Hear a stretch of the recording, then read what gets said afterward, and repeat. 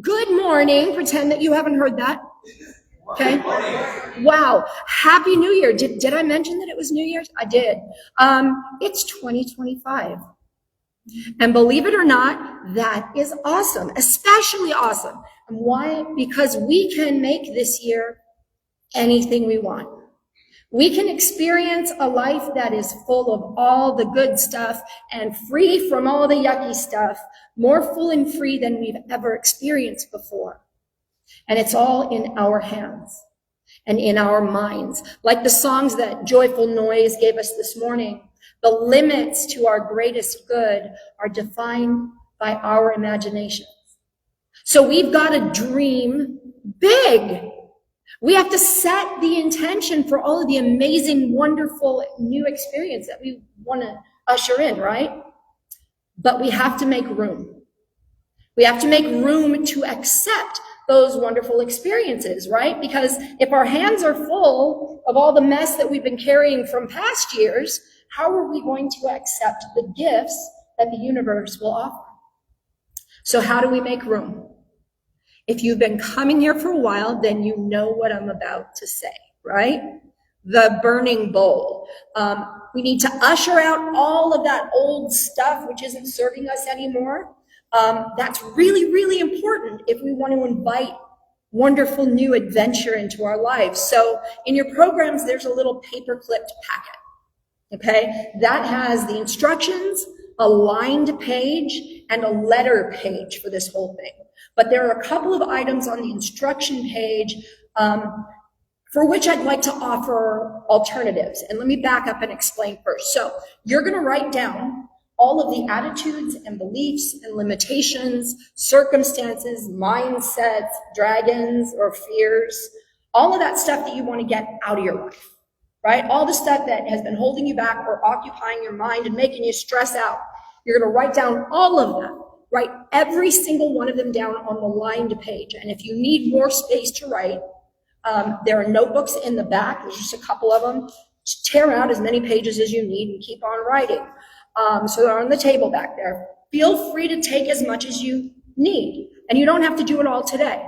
When you've written down everything that you can think of, the instructions say go home and burn them. Rather than doing that, come see me, and I will light our burning bowl, and I'm going to have it ready to go every Sunday for the next several weeks. Pretty much until you tell me that you don't need it anymore, I'll have it ready to go. It's really important, though, to tear the paper into small strips. Ideally, you could separate each thing that you're letting go into a single strip so that you can burn them with intention, right? And there's an affirmation on the front of your little packets that you can use, or you can use powerful words of your own. But get rid of them. The other reason to tear it into small strips is because, I don't know if you've noticed, but if you put a whole wad of paper into a fire, it tends to go this way when it ignites.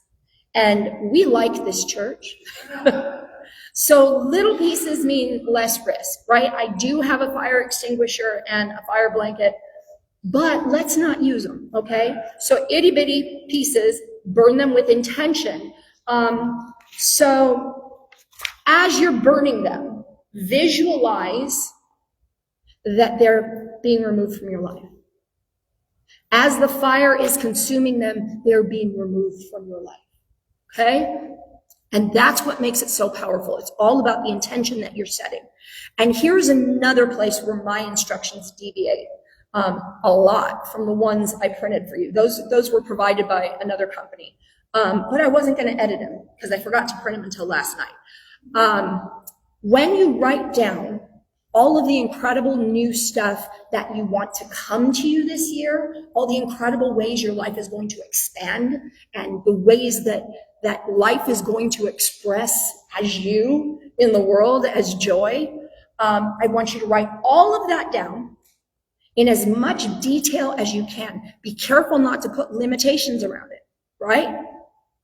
And instead of doing what the instructions say, which is, put it where you can see it, pick it up and check it. Don't. Put it in an envelope, seal it, and address it to yourself, then bring it into me. And what I'm going to do is I'm going to mail it back to you 6 months from now so that you can really see just how transformative this can be. And why do I suggest that you let me mail it to you instead of having you keep it and look at it often? It's because when you are looking at that list of wants every day, it can be difficult to see the changes and movements toward your goal while it's all happening, right? It's kind of like losing weight. You know, I know when I've lost weight, neither I nor my family notices the difference until I have to go buy new clothes. But I'll run into someone that I haven't seen for a while and their jaw will drop. They'll be like, oh my gosh, look at you. And when I've gained it, they don't say anything. But I know they notice, right? So that's the same idea we're working with here. It's hard to see the transformation when you're constantly looking in a mirror. So set the intention, make it stick, and then hand me the details so that you can see your personal transformative power in 6 months. But there's something really, really important that is key to the whole transformation success.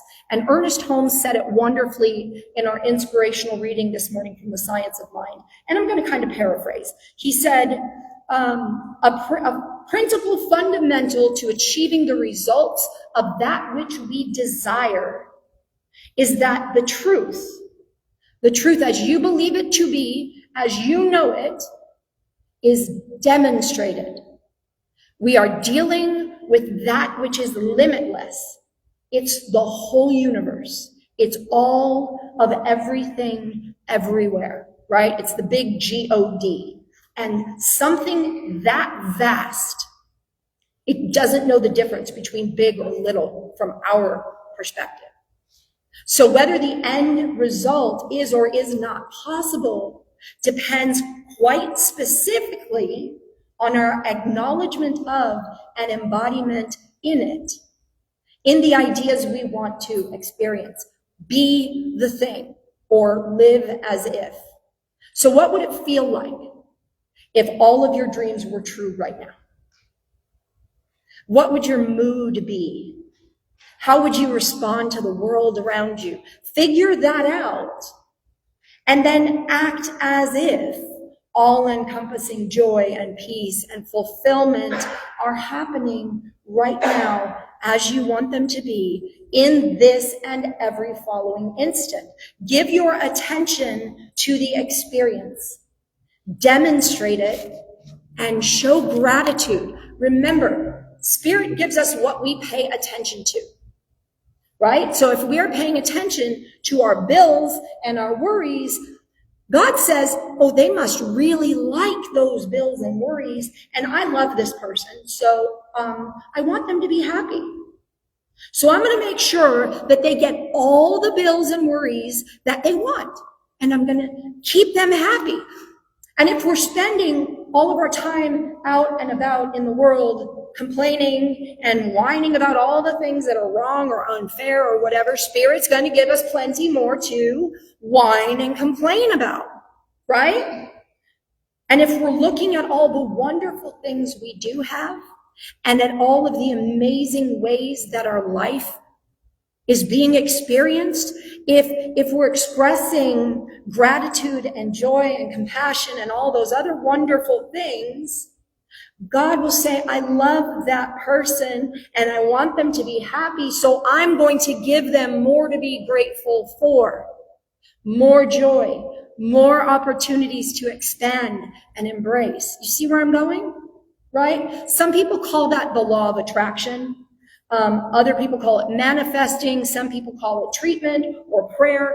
Whatever you want to call it, it's all the same thing, right? It works the same way. You get what you focus on. You get what you look at. Focus on the problems, and that includes frantically obsessing over finding the solution to a problem. That's still paying attention to the problem, right? You will, if you continue to do that, you will never run out of solutionless problems. Focus on the ones that you have solved and then feel grateful for those.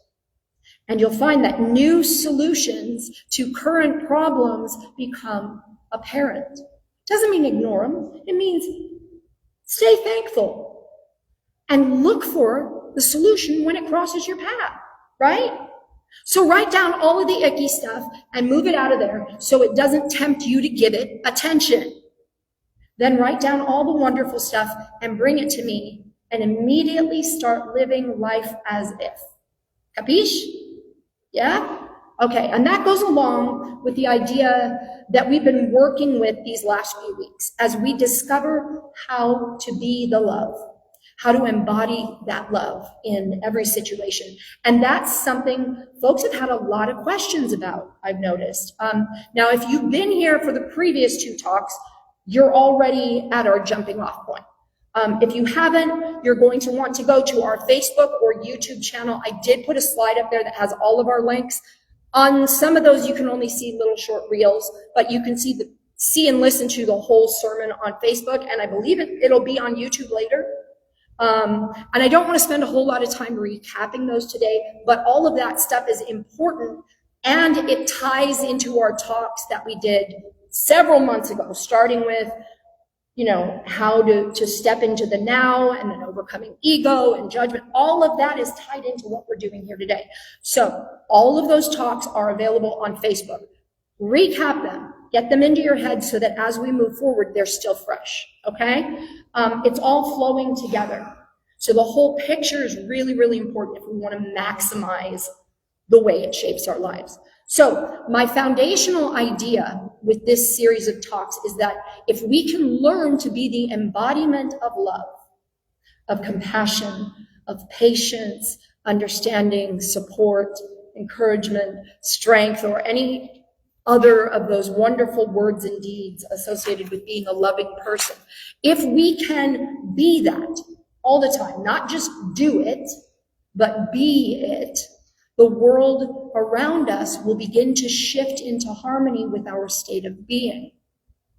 And as each person whose life we touch begins to respond with love, those around them will do the same. And when those people encounter people, those will do the same, right? You see where I'm going? It's paying it forward, but in a much bigger global way. Let's stop waiting for some superhero to swoop in and change the world for us.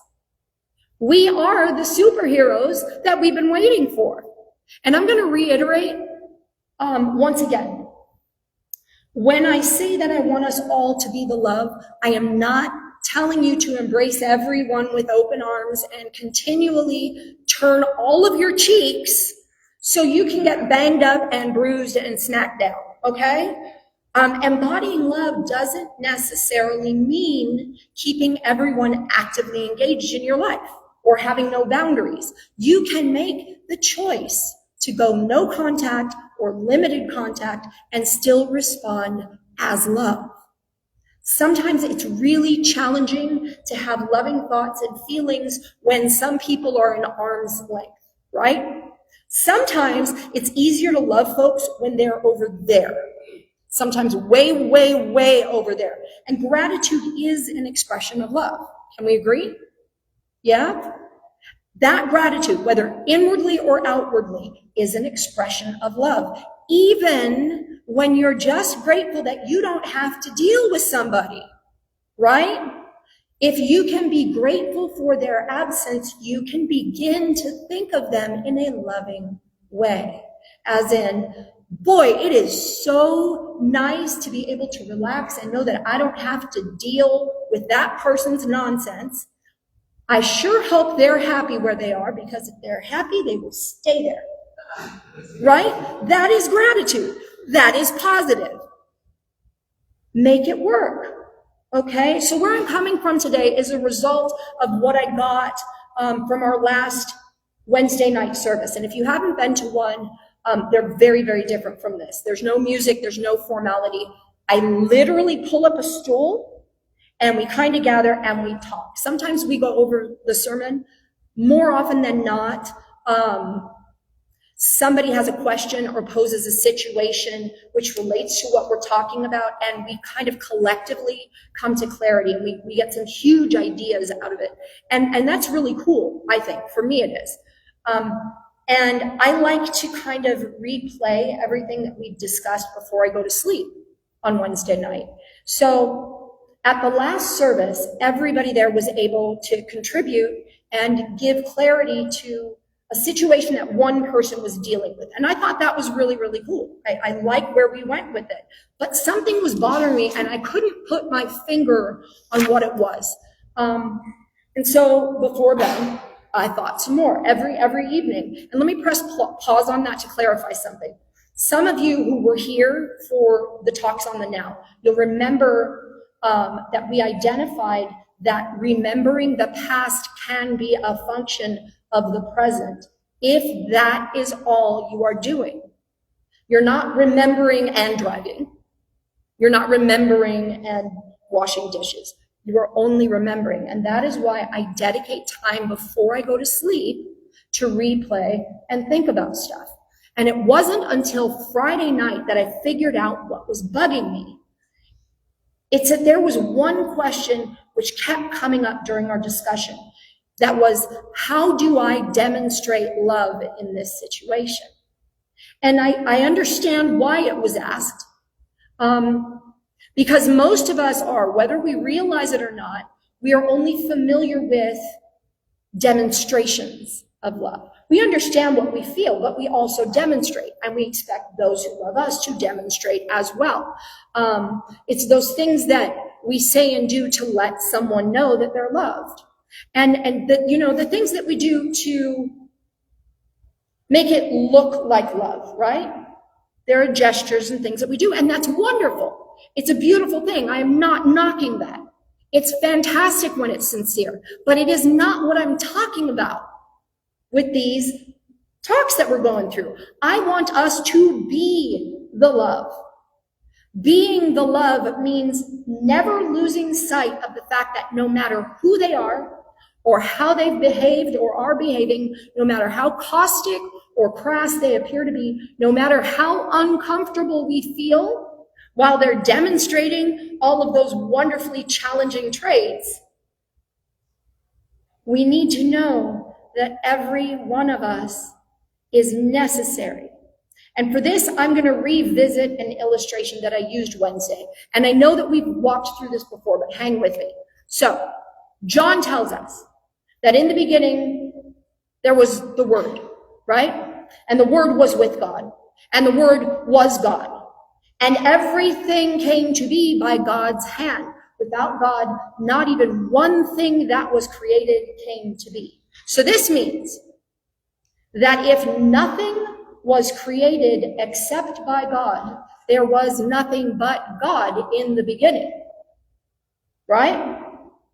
It says quite clearly and specifically that there wasn't God plus a pile of other stuff that God used to make all of us in this whole universe, right? It wasn't God picked up stuff and made. No, nothing came to be without God.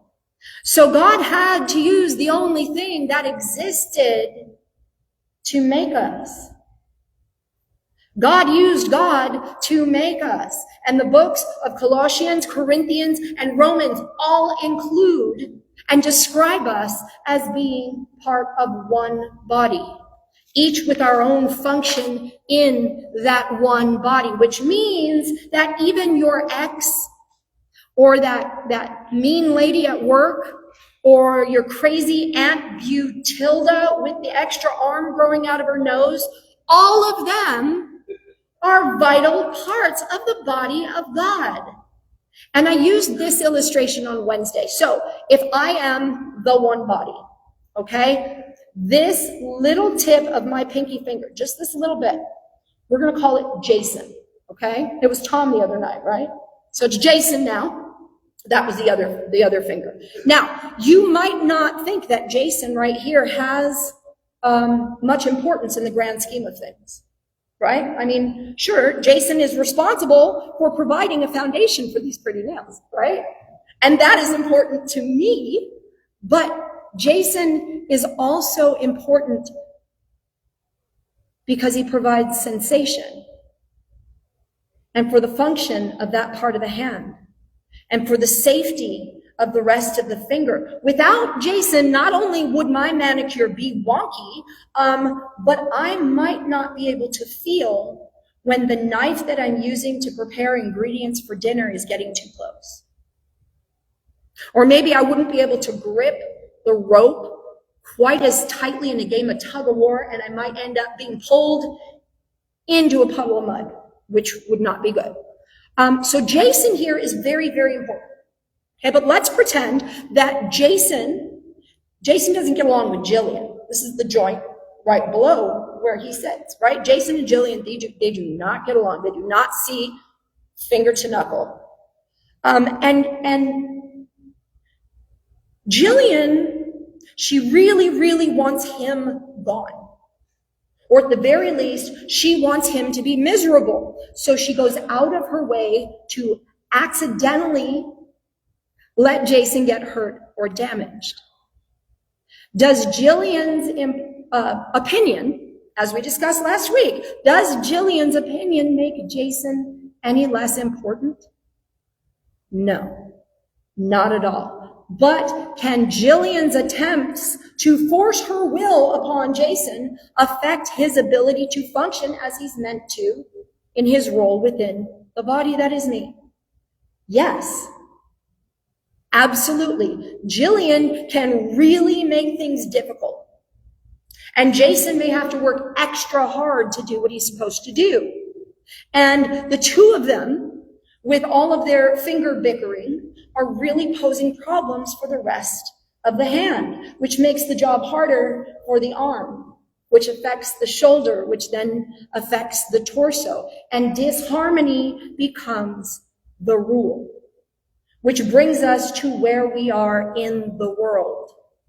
You see how it's all tied together? So we have to recognize that everyone is just as important as we are, regardless of our opinions about them.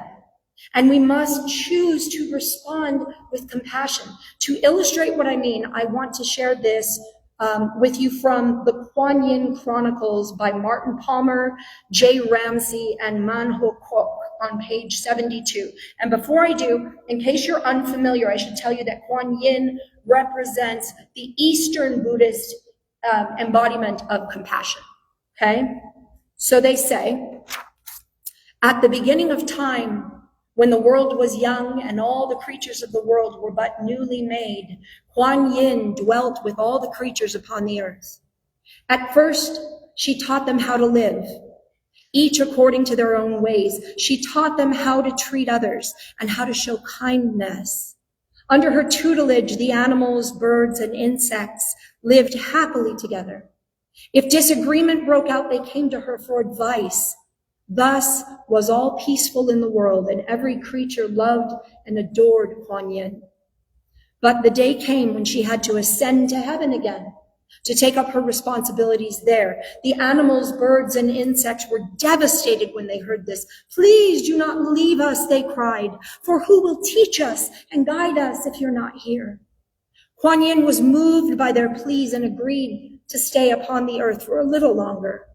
But soon she knew she must return to heaven, and even though the creatures begged her to stay, she sadly had to refuse. On a bright summer's day, with all the creatures of the world gathered around, she ascended to heaven upon a cloud, leaving the creatures below heartbroken. At first, they tried to continue as if she was still with them. When arguments broke out, they would try and think what she would have said or done. To begin with, this sort of worked. But soon, the divisions and disagreements became too deep-seated. Anger and enmity broke out, and animals fell upon each other in ferocious attacks or ran to hide from the stronger creatures. Soon, the woes of the world reached such a peak that Kuan Yin heard their cry for help and mercy. Moved by compassion, she descended to earth. As soon as she appeared, the various parties in the numerous disputes and arguments came before her and pressed their respective cases. One animal complained of being hunted by another. Certain creatures felt that they had the right to be able to swim, but could not yet. Others wanted to be able to fly. Patiently, over the next few weeks, Kuan Yin dealt with all of the various complaints, proposals, and disputes. At the end of this time, she again took her leave, and again the creatures implored her not to go. And again, for a while, all was calm. But gradually the order that she had reestablished broke down again. Animal set upon animal. The birds argued over who was most powerful, and the insect invaded each other's nests. Uproar engulfed the world, and the din reached even to heaven, where Kuan Yin heard the noise and, looking down, saw the confusion. So yet again she descended to earth. Once more she dealt with the arguments, expectations, and frustrations of the creatures. Weeks passed, and at last all was sorted out, and she again ascended into heaven, but this time with a stiff warning that all the creatures must learn to deal with their own problems. But that was not to be. Within a few days, the situation was as bad as before. Violence, deceit, falsehood, argument, and fear were yet again the order of the day. The wailing and moaning, complaining, and disputes of the creatures arose yet again to heaven, where it disturbed the rest of the gods and goddesses. Turning to Kuan Yin, they asked her to sort the creatures out once and for all. On her white cloud, Kuan Yin descended to earth. Within hours, messengers were streaming out of her grotto to all parts of the world, summoning all the creatures to meet with her within a week. From far and wide they came, borne upon the tides, riding the winds, traversing the land. Once they were all gathered before her, she spoke. "Oh, you 10,000 beings, why do you cause such distress? Why can you not live together? Each of you has your own place and role, so why such envy of others? Why do you not live in peace?" The creatures hung their heads in shame, unable to think what to say. But then the rabbit spoke up. "Beloved Kuan Yin, when you are not with us, watching over us, when you are with us, we fear nothing. There are no disputes, no envy, no false striving. But once you go, we feel that you have left us alone. And then we fall into such bad behavior. Can you not stay with us?" At this, all of the creatures added their voice in supplication that Kuan Yin would never leave them again. Kuan Yin was deeply moved by their obvious sincerity, but she also knew that she had other tasks to undertake, which meant that she could not always be present upon the earth. Being compassionate, however, she sought within her heart for some solution. Suddenly, she held up her hand in silence. The ranks of creatures fell silent and waited. Then Kuan Yin beckoned to a large, rather dull-looking bird to come close to her. The main distinguishing feature of this bird was the number and size of its tail feathers. When he stood beside her, she spoke. "My friends, it is obvious that I cannot be with you at all times. But it is also clear that you need me to watch over you in some way. So I have resolved upon this action." So saying, she swept her hands across her face and then cast them over the dull brown feathers of the big bird. Instantly, the bird was suffused in exploding colors and lights, so bright that the creatures had to avert their eyes. When at last their eyes were able to see again, they could hardly believe what they saw. For on each one of the 100 tail feathers of the bird was now a bright, clear eye staring back at them. Turning to Kuan Yin, they sought understanding of this transformation. "My friends," said the goddess, "I cannot watch over you at all times and in all places, but my servant, the peacock, can. Each of his eyes will watch over you, guard you, and tell me of what is happening in this world. When you see the peacock's 100 eyes, you will know that I care for all of you. Let the peacock be my servant in the world, and know that I look after you. With that, she began to rise into the sky, bidding the assembled creatures a fond farewell. Isn't that a beautiful story? But what does it have to do with being love? Everything. It is not about a bird or the eyes painted on his tail feathers. Sorry, Lloyd. I love my beautiful peacock friend that comes to the porch and the posse that he's brought with him lately, which I don't understand. I do. I love them, but there's so much more to that story. You see, we are the eyes of God. We are the hands. We are the minds. Together, we are the unified body, each one with a specific function and no function more or less important and vital to the whole than another. Let's act like it. Give others our full attention when we're with them. Right then, fully present in the moment, really see people. And in doing so, let them feel seen. Because how many of us have felt alone or know somebody who often feels alone? Right? Let them feel seen. Let everyone you encounter know that they matter. With compassion, compassion, respect, concern, and caring.